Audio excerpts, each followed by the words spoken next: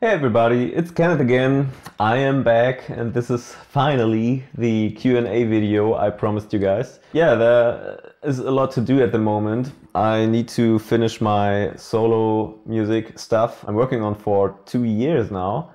And it's slowly tending to get on my nerves to listen to the music all the time while producing it, because I'm listening to it for 2 years now. And I don't want to get it annoying for me, so I want to keep it fresh. So I think it's more important for me now to finish these singles, and then I can go on and make videos regularly. So sorry for that I'm not there every week as I promised once, but I'm on it. I promise. Here's a question that fits very well to that topic. Do you have any advice for YouTube channels that are just starting but have very little free time to make videos due to work and life in general? To be honest, this is a question I ask myself all the time. I think if you have not that much time to do videos and you're struggling with that, then you need to set yourself different priorities. Maybe if making videos is your priority, then there has to be something that is not that necessary for you maybe. And if everything is more important than making the videos, then maybe try to record some videos on the go while you're on your way to work, or to any meetings, while meeting with friends. Maybe you have some ideas in mind, and yeah, just find a spot where you feel good and record yourself and talk about it and just upload it. So what is my final answer to this question? Yeah, record yourself on the go. I'd say if you don't have much time, set yourself priorities. And if you really want to do a successful channel, this channel has to be some of your top 2 list, I think, at the moment. Because I think not much people will recognize that your channel exists, actually, even if it would be interesting for them. Tag your videos correctly, so what is in the video, try to find a tag for that, and that's actually for the first everything, and try to make the best quality you can do. I think at first you have to do a lot of stuff on your own, and this is maybe the struggle, because that is what's taking so much time, and I know that, so this is why I'm here now every month and not every week. But it's also very exciting, and it's a cool thing these days to have this opportunity. Another question. I was mostly wondering where and how did your journey into music and, in brackets, guitar playing start? What bands triggered your interest in the shoegazing style of music, and what were your first pedals, etc.? I think I was in love with shoegaze music long before I knew the name of the genre. I was watching Lost in Translation, the scene where they're sitting in the car and driving across the bridge in Tokyo. And sometimes By My Bloody Valentine was the background music.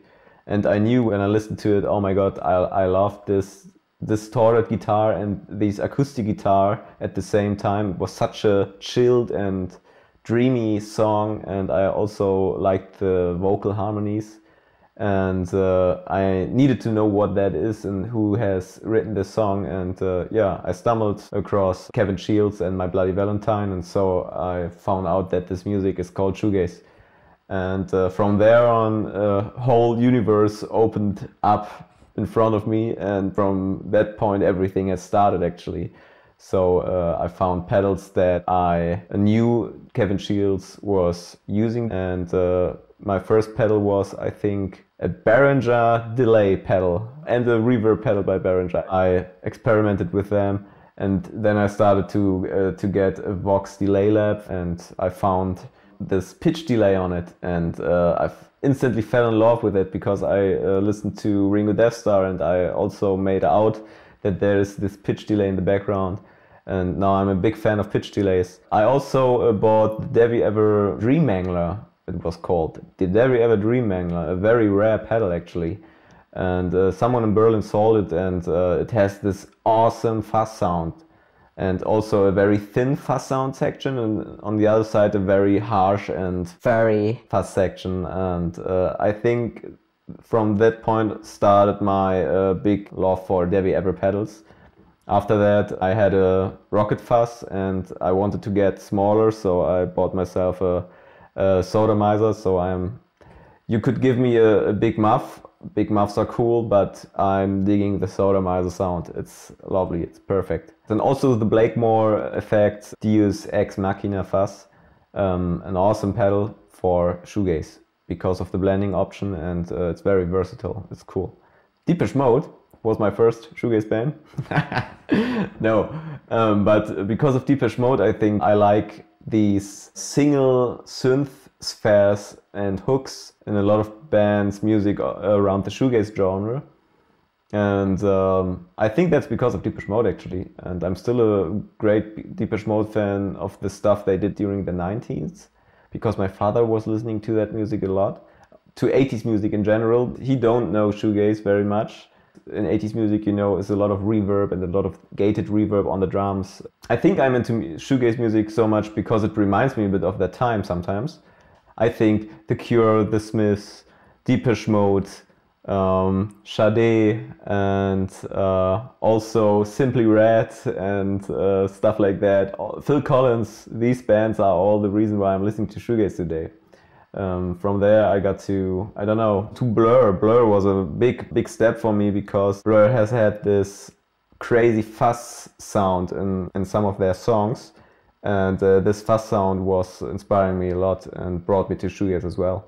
Deftones, very atmospheric band with a lot of heavy stuff in it. I love the atmospheric stuff as well.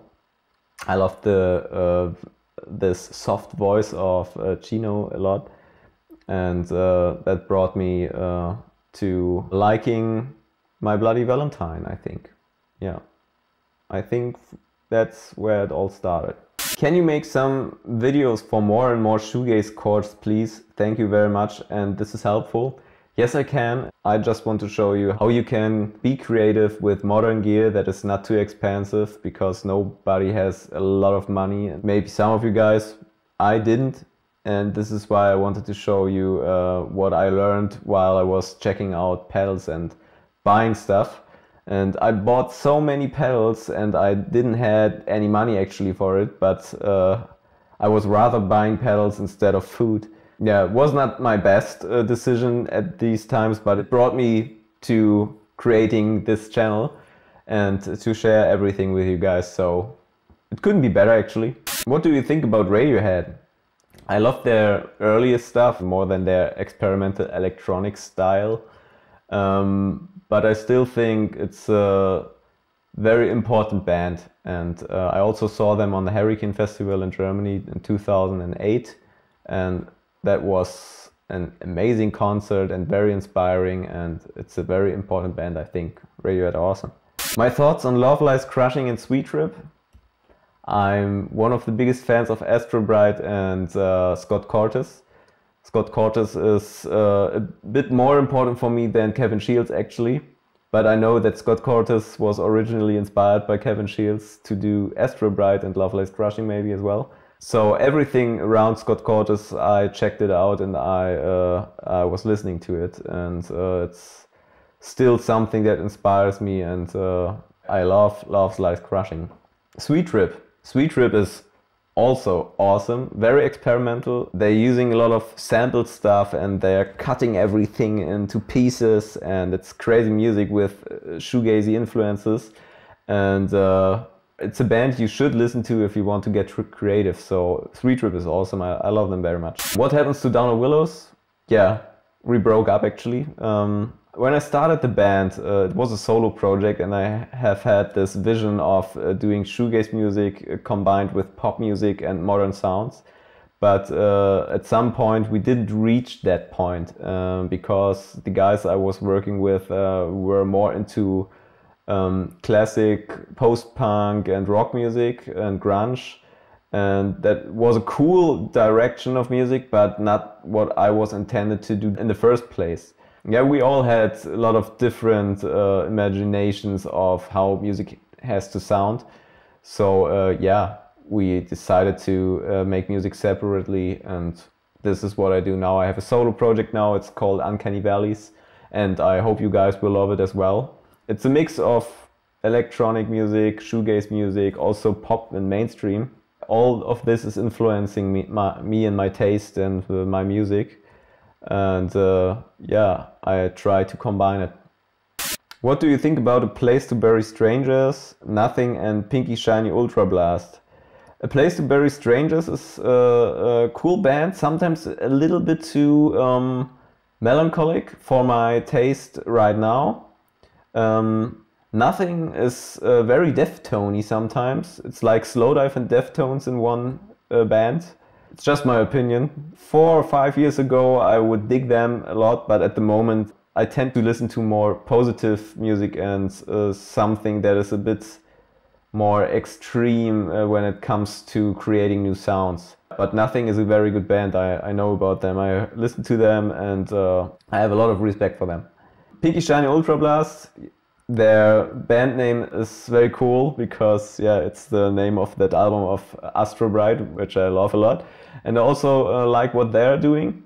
I think they found a way to create a shoegazy basic sound and combine it with a very modern indie sound, but I don't like her voice that much. Not because she's a bad singer, it's just not what I like to listen to maybe. Sometimes the music also sounds a bit too good for my ears. That sounds strange, but the sound is not very interesting for my ears. So I think that's actually why I'm not so much into their music, but to be honest, I haven't checked them out very much, so maybe I should do that. But so far, I'm listening to other music more often. Well, could you please make a video about post-punk techniques? The gothic songs are awesome. I don't think that I can, because I have absolutely no idea how to do that. I'm not so much into post-punk. I had a punk band between the years 2005 and 2010 or 11, something like that. And we did a lot of riff-based music, and yeah, I would dare to call it post-punk as well, but just with German lyrics. And we didn't use a lot of effect pedals, maybe a wah-wah and some drive from the amp. For me, post-punk is original punk music using the modern gear, and so yeah, I'm not very much into it, so maybe you see that, and so I wouldn't be the best person to make a video about that. I think, yeah. Thanks for the recommendations. What about movies? What about literature? I would like to hit you up with some good stuff besides music that you might find inspiring. Let me know. Of course, do that.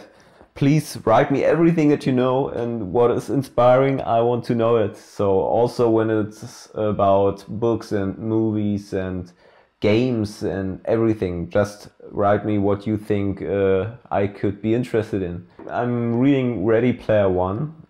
You have seen the movie maybe, or you have also read the book maybe. I'm just reading the book, and then I want to watch the movie, and at the moment I really like this book. It's very cool, and I like all the 80s references. I don't read that much, to be honest. My girlfriend reads a lot, and sometimes she seems a bit sad that I'm not reading that much.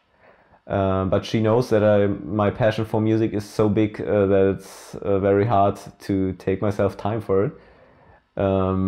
But at least I'm trying. So she recommended to me the book More Than This. I read it this year. It was also a very great book, actually like a film.